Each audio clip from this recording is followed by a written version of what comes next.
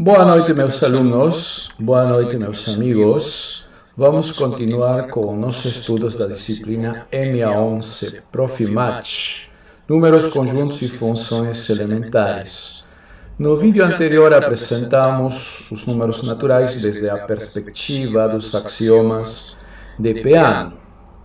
Vimos que o princípio de indução matemática está intimamente ligado com a existência dos números naturais. Também equipamos N com duas operações, que são a adição e a multiplicação, e provamos suas propriedades básicas. Temos assim, então, uma estrutura algébrica sobre os naturais. Pois bem, hoje vamos falar de uma relação de ordem entre os números naturais, uma relação de ordem parcial que seja compatível com essa estrutura algébrica, né, no sentido que vai ficar claro daqui em breve. Tá, então, o que pretendemos estudar hoje? Inicialmente apresentaremos a relação menor que, depois falaremos da lei da tricotomia, e então apresentaremos a relação de ordem, os naturais, né, a relação pretendida, e finalmente falaremos do princípio da boa ordenação, certo? E finalizaremos com uma breve, uma pequena aplicação de tal princípio. Relação menor que. Definição. Consideramos dois números naturais, m e n. Então vamos dizer que n é menor que m, o qual vai ser escrito da maneira usual, né? Assim. Caso exista um número natural p, de tal forma que m seja exatamente igual a n mais p. Tá? Ok, então, por outro lado, dizemos que n maior ou igual a m, o qual vai ser escrito, né, na maneira convencional, n maior que m, caso m seja menor que n, assim como definido na parte 1. Por exemplo, isso aqui vai ser bastante importante. Qualquer número natural n sempre é menor que seu sucessor. Por quê? Porque seu sucessor é precisamente n mais 1, de acordo com a definição de adição, né? Então, olha, eu estou adicionando a esse n o número, que seria 1, e igualando ao sucessor. Isso implica pela definição 1 que n realmente é menor que o sucessor. Vamos então com a lei da tricotomia. Inicialmente, vamos apresentar o enunciado. Dados dois números naturais, m e n, vale uma e somente uma das seguintes possibilidades, das seguintes alternativas. Primeira, m pode ser igual a n, ou 2, m pode ser menor que n, ou 3, n menor que m. Tá? A lei da tricotomia, ela diz que uma delas vai ser válida, mas não duas. Então, certo? Por exemplo, a condição 1 e a condição 2 serão incompatíveis, não podem ser satisfeitas ambas simultaneamente, assim como também 1 e 3, ou 2 e 3, certo? Uma delas vale, mas somente uma e somente uma. Ok, antes de entrar nos detalhes da prova da lei da tricotomia, vamos precisar de um resultado preliminar que vamos escrever como lema.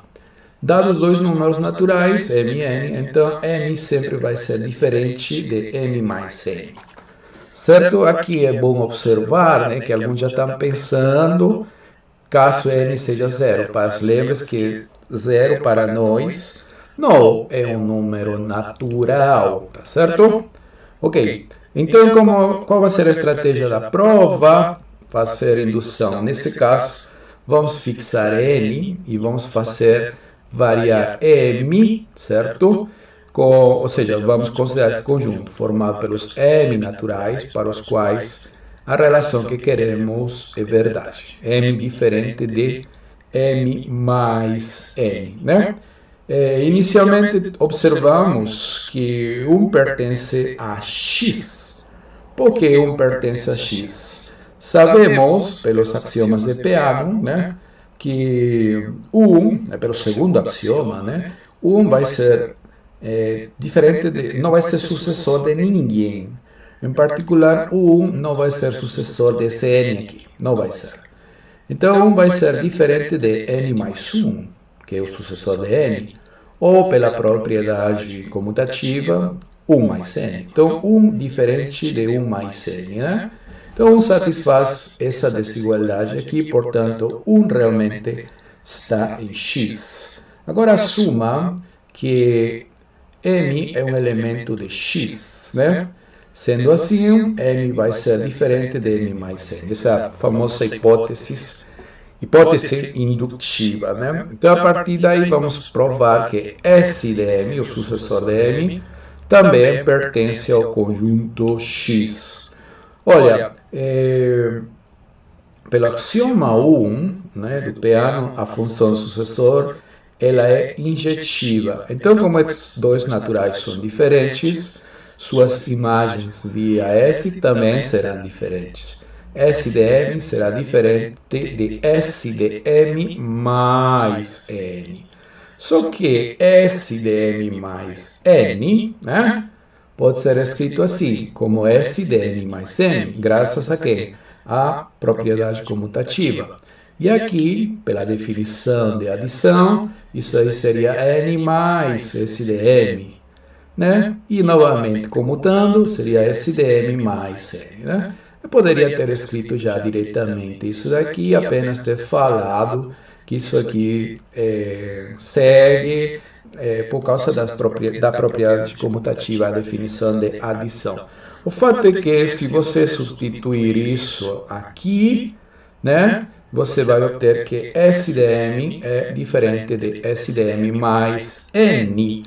Ou seja, S de m satisfaz a condição requerida para estar no conjunto x. Então, graças agora ao princípio da indução matemática, x vai ser o conjunto dos números naturais, né? Então, vale, isso aí demonstra o lema. Ok, agora sim, já estamos em condições de demonstrar a tricotomia, né? A tricotomia, ela estabelece que, inicialmente, que pelo menos uma dessas alternativas é verdadeira, né? E depois que somente uma delas vale, né? Inicialmente, vamos provar que sempre vale uma dessas alternativas. Vamos fixar M e vamos considerar o seguinte conjunto. Conjunto x formado pelos naturais, para os quais, quando comparados com m, pode ser igual a m, pode ser que m seja menor que n ou n menor que m. Uma dessas condições é válida, né? Ok. Inicialmente, note que 1 está em x, por quê? Bem, m, este daqui que está fixo, né, pode ser 1 ou pode ser diferente de 1, e nessa situação ele seria o sucessor de alguém, de p, digamos. Seria então p mais 1, né? Então, no primeiro caso, ou seja, se m igual a 1, né, você teria 1 igual a m, ou m igual a 1, na verdade, aqui, né, m igual a 1, certo? Aqui eu deveria ter escrito m igual a 1, né? Porque, então, quando m vale 1, seria igual a m nessa situação. Então, 1 estaria em x. Já no segundo caso, né? Ou seja, quando m é p mais 1, sucessor de p, o que é o mesmo 1 mais p igual a m, por causa da propriedade comutativa, essa relação, né, indica, essa igualdade indica que 1 é menor que m, certo? 1 é menor que n, então seria válida essa terceira, para n igual a 1, correto? Então esse 1 ou satisfaz essa ou satisfaz essa, correto? Portanto, 1 realmente pertence a x. Hipótese indutiva agora, suponhamos que n está em x. Então, uma dessas condições vale, certo? Vamos provar que sucessor de n também está em x. Isso significa que quando comparado com m, né, uma dessas alternativas vai ser válida, tá certo? Vamos trabalhar cada uma dessas possibilidades de maneira isolada. Por exemplo, o que acontece se m igual a n? Tá, se m igual a n, então você pode aplicar esse aqui. Então, o sucessor de m seria igual ao sucessor de n. Só que o sucessor de m é m mais 1. Então, o fato de m mais 1 ser igual a sucessor de n, significa que m seria menor que o sucessor de n. Ou seja, esse n satisfaceria essa condição aqui, a segunda. Portanto, esse de n estaria em x. Tá? Segunda alternativa, m menor que n. Se m menor que n, né, pela definição da relação menor que, n seria m mais p, para algum número natural p. Correto? Como a gente quer que participe o sucessor, vamos somar 1, né? Tá? Vamos então calcular o seguinte, m mais p mais 1, podemos associar m com p para usar a hipótese indutiva. Hipótese indutiva não, desculpa. Essa relação aqui, né? Ou seja, n mais 1 e esse sucessor. Olha, m mais esse número é igual ao sucessor de n. Então, m menor que esse de n. Certo? Então, é satisfeita ou vale essa condição aqui. Se você colocar sucessor de n maior que m. Então vale, portanto, o sucessor está realmente em x, nessa condição, né? Nessas circunstâncias. Terceira alternativa, pode acontecer que n seja menor que m, né?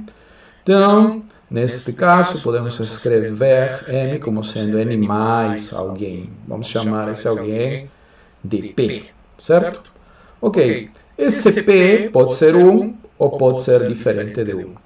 Caso p seja igual a 1, você teria, nessa igualdade aqui, substituindo p por 1, você teria n mais 1 igual a m. Ou seja, o sucessor de n, que é n mais 1, seria igual a m. Então, veja, sucessor de n seria igual a m.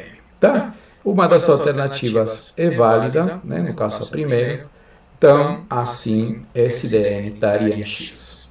A segunda possibilidade é que p seja diferente de 1. Se p é diferente de 1, então ele tem que ser sucessor de alguém.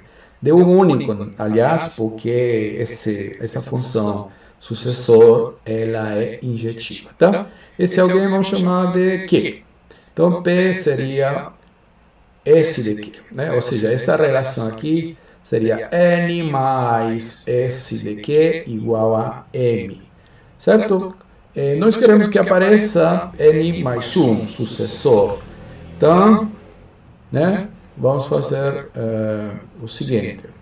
Sucessor de n mais q, né, é igual a q mais sucessor de n, graças a que é a propriedade comutativa. Certo? Só que pela definição de adição, isto aqui seria sucessor de q mais n. Novamente, aplicando a comutatividade, seria n mais q. E aqui a definição de adição seria n mais sq. Só que lembre que aqui, ó, n mais p, vamos nesse caso, psq, n mais s de q seria m. Tá? Então, olha, S de n mais Q seria igual a m. Significa que S de n é menor que m. Correto? Então, uma dessas alternativas também vale. Consequentemente, S de n pertence a x. Então, graças ao princípio da indução matemática, vamos concluir que x igual a n. Porque toda vez que a gente assumiu que n está em x, nas diferentes possibilidades, sempre garantimos que o sucessor também está em x. Isso aí prova a lei de tricotomia? Ainda não. Prova somente que uma dessas possibilidades acontece, tá bom? E agora vamos ver que, simultaneamente, duas dessas possibilidades não podem ser verdadeiras, certo? Simultaneamente, ao mesmo tempo, não podem ser verdadeiras. Dito de outra forma, vamos provar a incompatibilidade de tais relações. Por exemplo, aqui, ó, 1 e 2 são incompatíveis.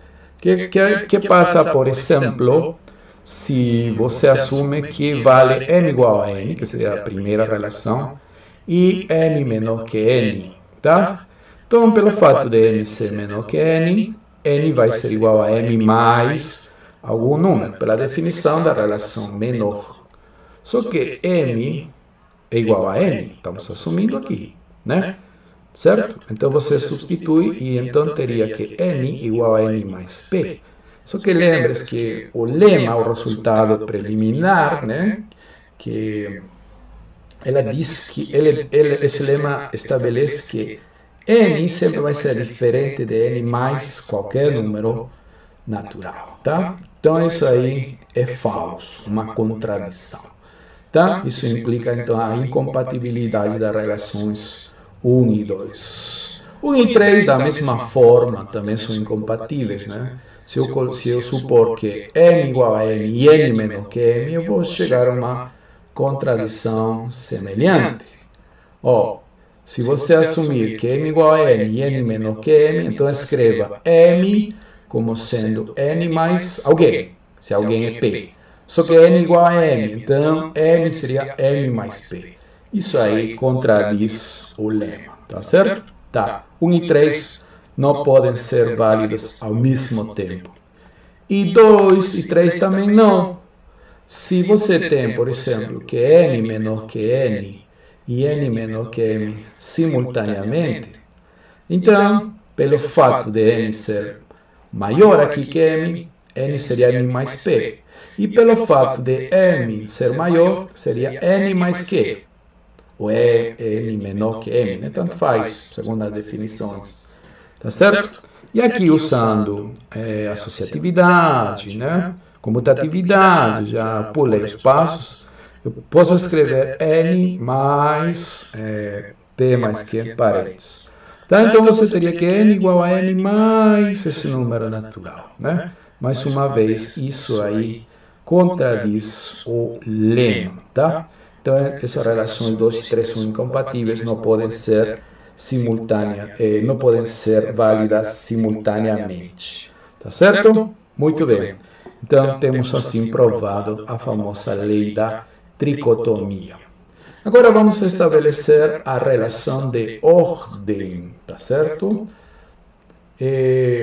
Bem, dados dois números naturais, dissemos que n é menor ou igual que n, e vamos escrever dessa forma, caso m seja menor que n ou m seja igual a n, né? Uma dessas alternativas tem que ser verdade para que m seja menor ou igual a n. Não é isso? Claro que pela lei de tricotomia, como acabamos de ver, simultaneamente ambas não podem ser verdade, né?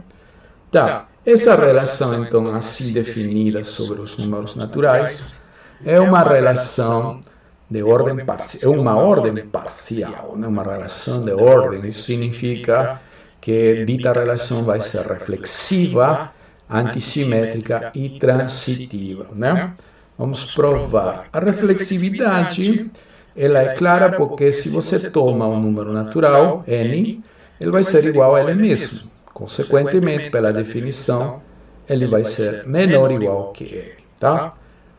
Antissimetria. Vamos supor que m e n são dois naturais, tais que n menor ou igual a m e m menor ou igual a n simultaneamente. Tá? Que temos que verificar, né, que ambos são iguais. Isso aí é justamente a antissimetria. Tá? Vamos proceder pelo absurdo. Vamos supor que são diferentes. Tá? Então, como são diferentes, né, pela lei de tricotomia, né, temos três alternativas. Como uma delas já foi descartada, então temos duas opções. n menor que m ou m menor que n. Vamos ver que ambas as possibilidades vão nos levar a contradições. Portanto, essa relação vai ser falsa. Consequentemente, n vai ser igual a n como desejado. Então, olha, o que acontece se n menor que m? Se n menor que m, e como você já tem em particular que m menor ou igual a n, então, teríamos o seguinte, né? N menor que M, e isto aqui é a mesma coisa que dizer M menor que N ou M igual a N, né? Escrito de maneira lógica aqui, né? Isso é esse diagrama lógico aqui. Ok? Então, aqui temos, né, uma relação entre os conectivos e ou, né? Então, podemos aplicar a lei distributiva. Então, essa proporção, N menor que M e M menor que N, ou aqui, né? Essa relação N menor que M ou M igual a N, né? Distributividade, certo? Da conjunção com relação à disjunção, né? Isso aí é uma lei da lógica matemática, tá certo? Agora, olha, se N menor que M, não pode acontecer já que M menor que N, isso é a tricotomia, né? Ambas vimos que são incompatíveis, então se uma é verdadeira, a outra é falsa. Então, como aqui está o conectivo I, tudo vai ser falso, né? Se uma é falsa, já tudo é falso. A mesma situação aqui, certo? Porque elas são incompatíveis. Então, eu tenho duas proporções, falsa ou falso. Segundo a lógica, tudo isso é falso, ou seja, uma contradição. Então, assumir que N menor que M leva a uma contradição. Professor, e se eu assumir que M menor que N, somente é usar um argumento semelhante e trabalhar com N menor ou igual a M. Isso aí também vai levar a uma contradição, tá certo? Portanto, então, essa hipótese auxiliar, que N seja diferente de M, é falsa. São iguais. Isso aí mostra a antissimetria, né? Finalmente, a transitividade. Vamos assumir que N e MP são naturais, tais que N menor ou igual a M e M menor ou igual a P, tá? Que devemos concluir que N, o primeiro, é menor ou igual que P, o terceiro, tá certo? Mas que significa que essas duas condições sejam válidas, né? N menor ou igual a M significa que N menor que M ou N igual. E M menor ou igual a P significa que N é menor que P ou M igual a P, né? Olha, aqui temos, se nós distribuímos isso aqui, aplicamos a distributividade lógica, vamos ter 4 proposições, ou seja, teremos 4 alternativas, não é isso? Só que nós vamos ilustrar apenas, ou vamos trabalhar apenas com essa alternativa N menor que M e M menor que P. As outras podem ser trabalhadas da mesma forma, até podem ser mais simples. Tá bom? Lembre-se que nosso objetivo, né, é mostrar que N menor ou igual a P. Então, vou assumir pelo absurdo, né, que isso não é verdade, ou seja, que N não é menor ou igual a P. Ou seja, que N não é diferente de P e N não é menor que P. Então, a lei da tricotomia, então, vai exigir ou vai garantir que a outra alternativa seja verdade, que P seja menor que N, nesse caso, né? Ok, se P é menor que N, então você pode escrever N como sendo P mais Q. Tá? Agora, como vamos trabalhar apenas a primeira possibilidade das 4 aqui, como já falei, as outras são análogas, vou assumir que N menor que M e M menor que P, certo? N menor que N significa que M é igual a N mais algum número natural que vamos chamar de A. M menor que P significa que P é M mais algum número natural que vou chamar de B. Tá? Ok, essas duas relações aqui, né, essas que aparecem aqui na equação 2, vamos substituir em 1.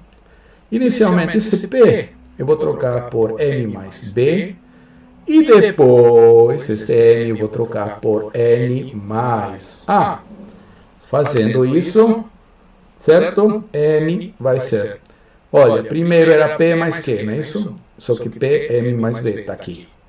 Depois eu vou trocar M por N mais A. E já juntando dessa forma, né, aplicando a propriedade associativa, a gente vai escrever assim, né? Podemos escrever O fato é que isso aqui indica que n é igual a n mais esse número natural, tá? O qual é uma contradição com o lema, não é isso? O lema garante que os dois números são sempre diferentes, né? Como já falado, as outras possibilidades também levam a contradição, mas essa contradição ela vem de assumir que isso não é válido.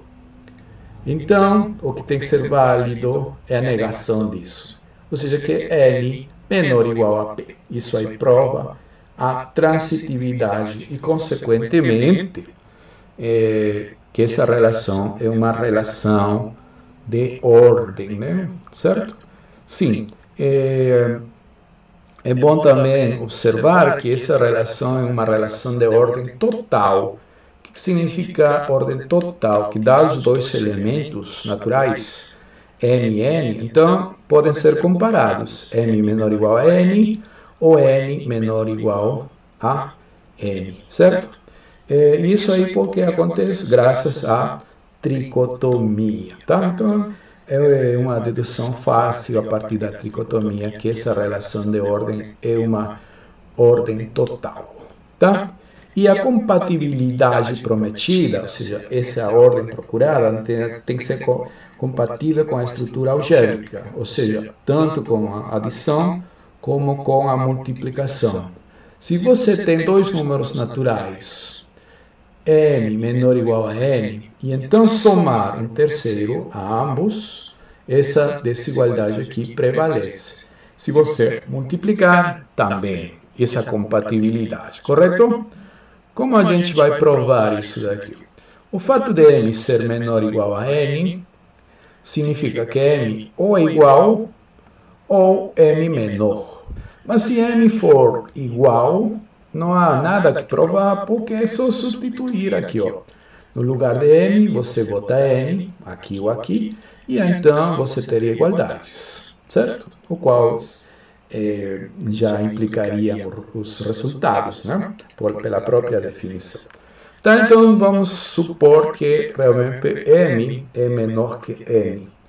Se m é menor que n, você pode escrever n como sendo m mais algum número natural.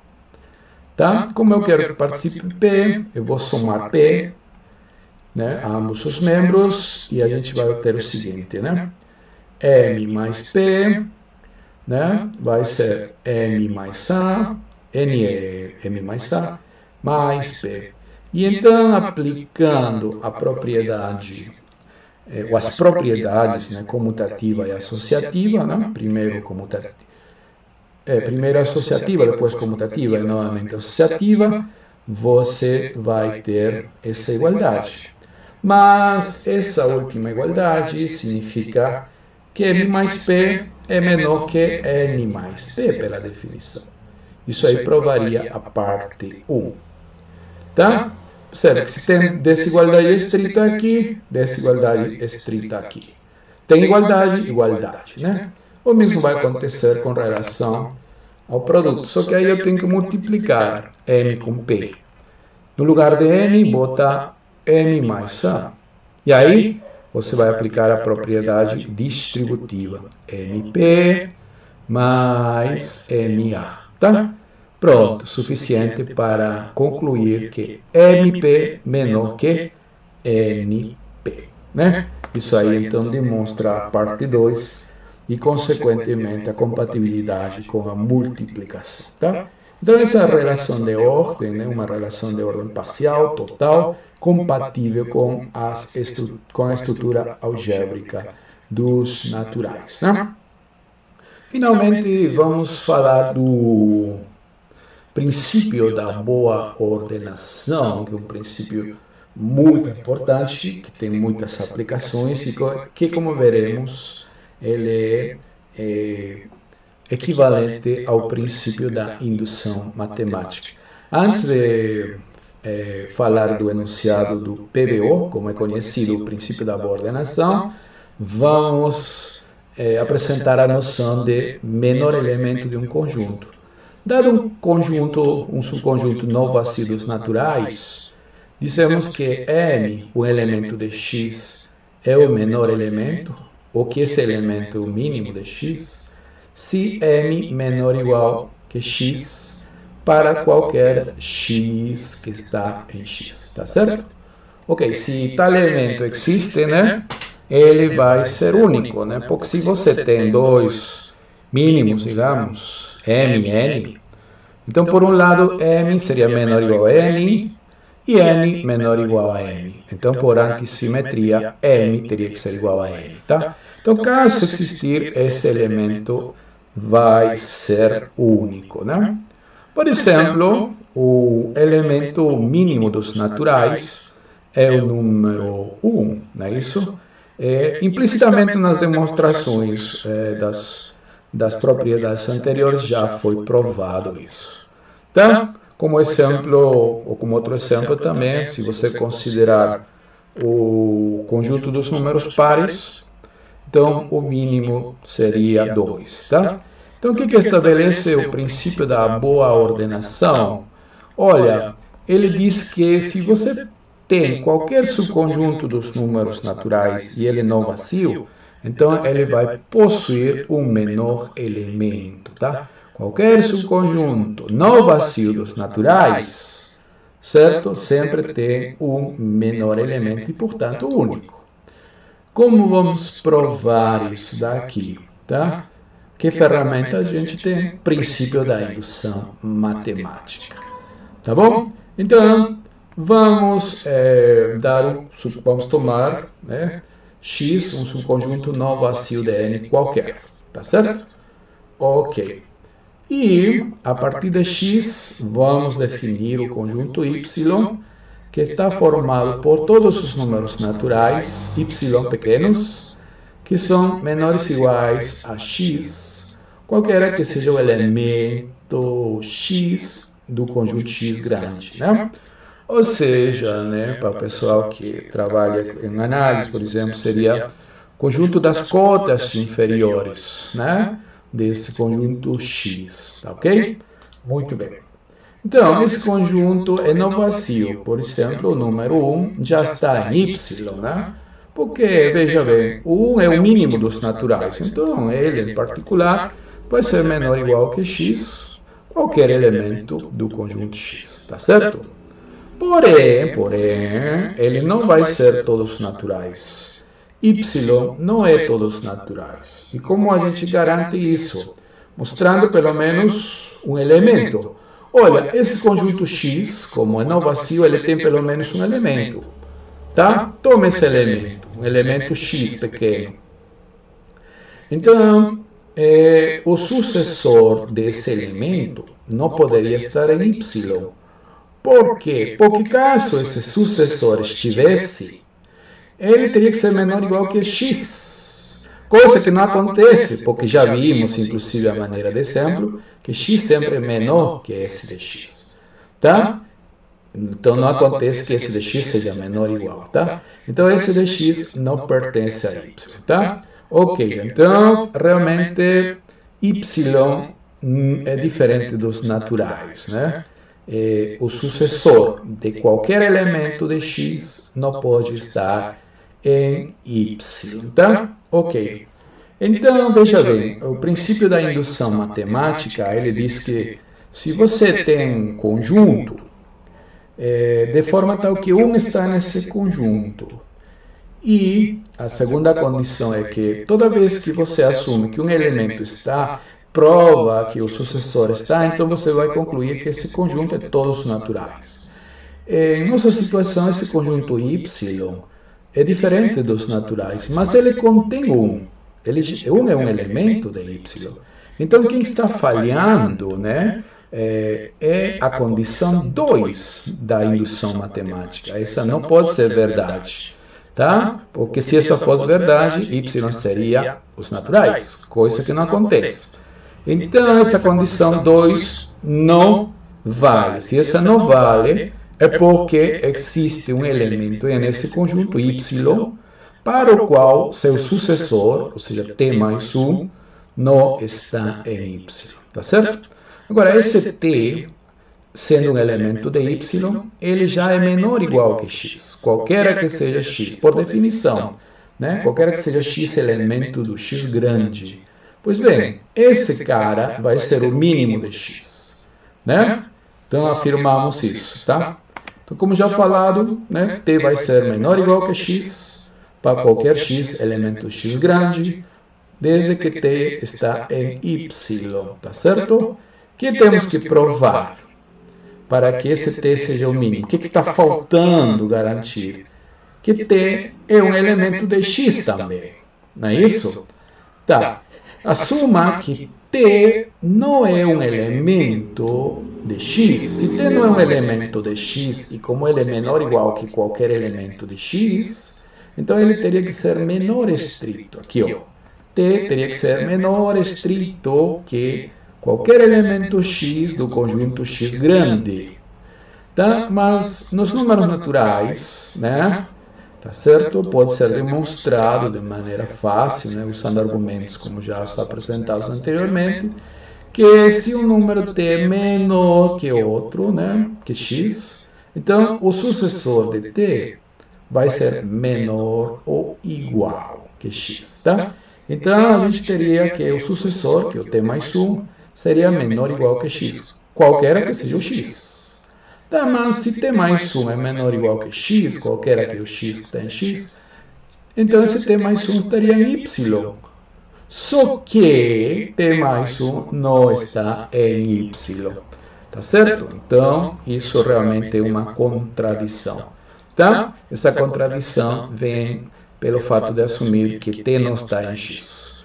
Consequentemente, t sim está realmente em x. Tá certo? Tá bom? Bom, isso aí eu já expliquei, né? T estaria em x e com a afirmação seria válida, T seria o mínimo de x, tá? Isso aí demonstra, então, o princípio da boa ordenação, correto?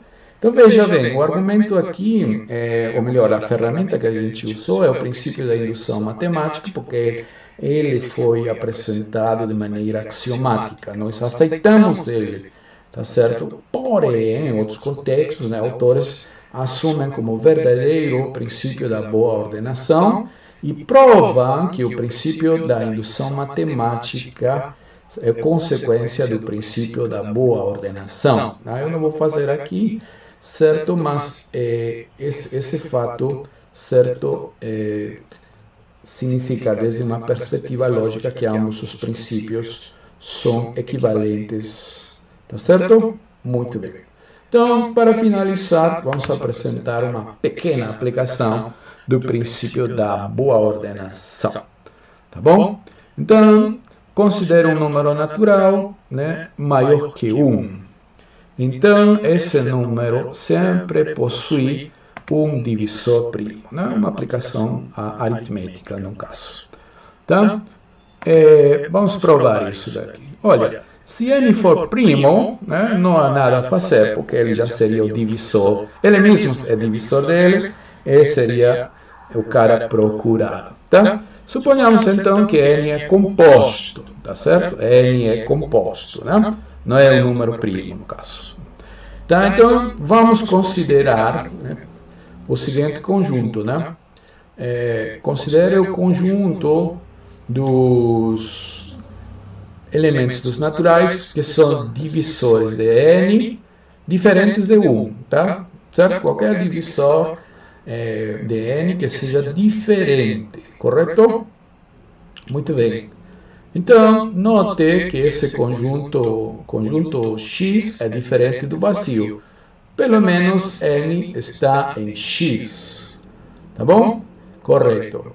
Então, o princípio da boa ordenação, porque esse daqui é um subconjunto não vazio dos números naturais, garante já a existência de um elemento mínimo, correto?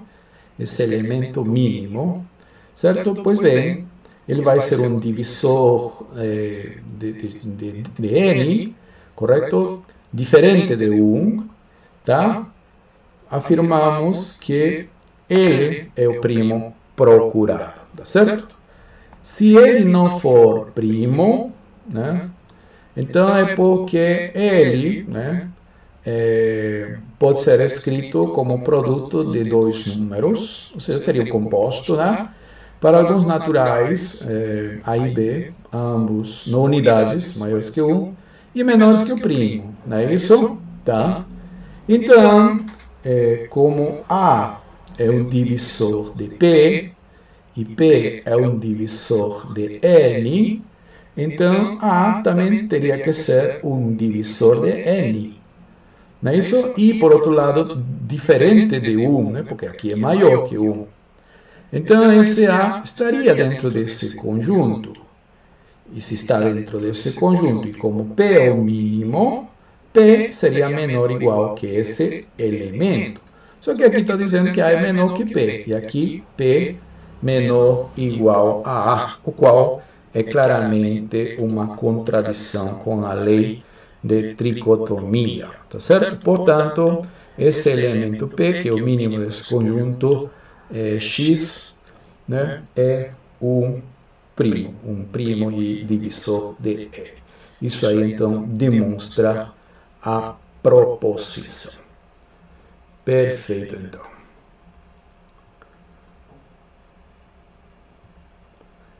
Ok, então vamos parar por aqui, né? Ok. E a gente se encontra no próximo vídeo, onde já falaremos sobre cardinalidade. Até mais, um abraço.